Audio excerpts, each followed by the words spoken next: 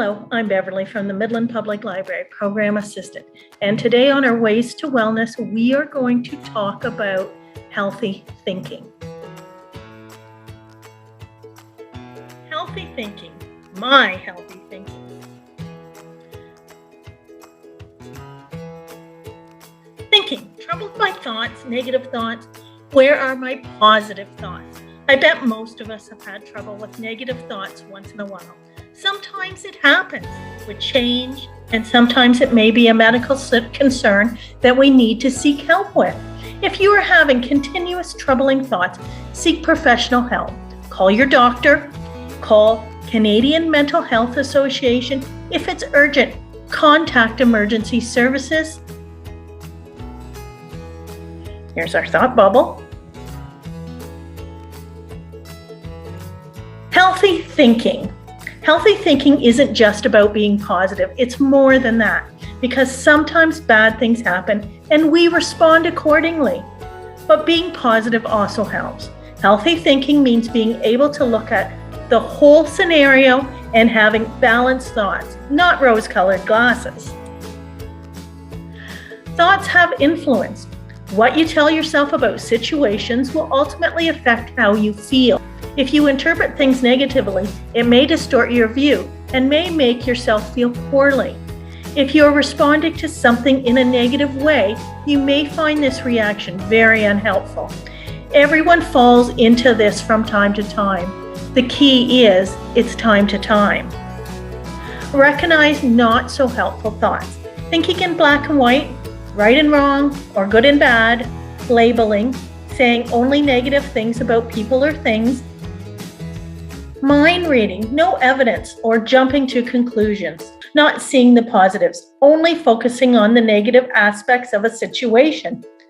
Generalizing, often using words like always or never. Should statements, must or should act a certain way. How to get rid of those thoughts? Try to separate fact from fiction. What is the situation? What are you telling yourself? Are your emotions involved? What are your reactions? Don't discount the positive. Believe that positive things will happen to you. Try not to make the dreaded should statements.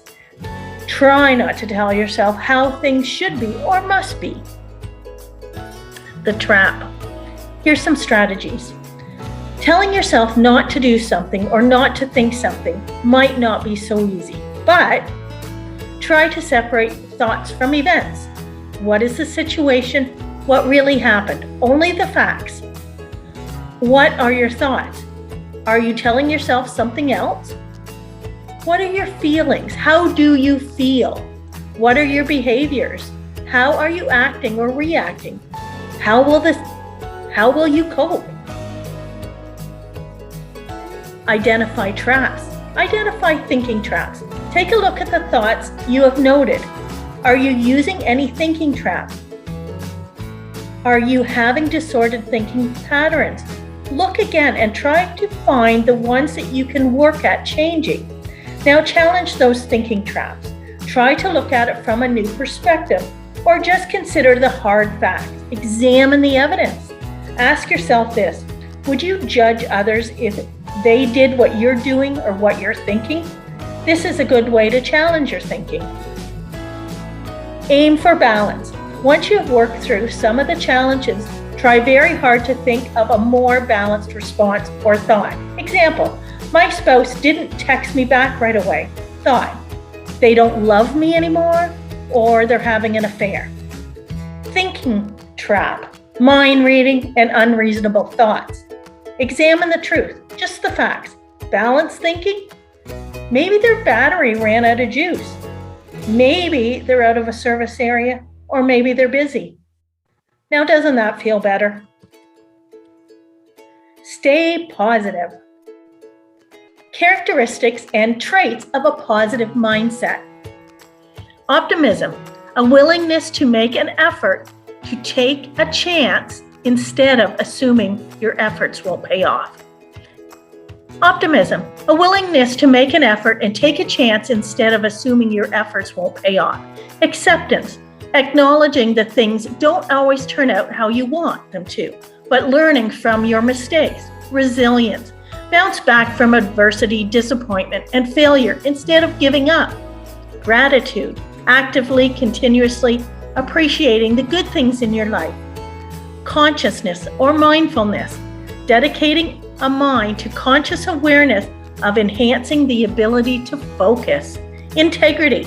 Traits of being honorable, righteous, straightforward instead of deceitful or self-serving. An example, positive attitudes can include looking adversity in the eye and laughing, getting what you get and not pitching a fit, enjoying the unexpected, even if it's not exactly what you really wanted originally, motivating those around you with a positive word, using the power of a smile to reverse a tone of a situation, being friendly to those you don't know, getting back up when you fall down. No matter how many times you fall down, get back up, try again. Being a source of energy that lifts those around you, understanding that relationships are more important than material things. Being happy even when you have little, having a good time even when you lose. Being happy for someone else's success.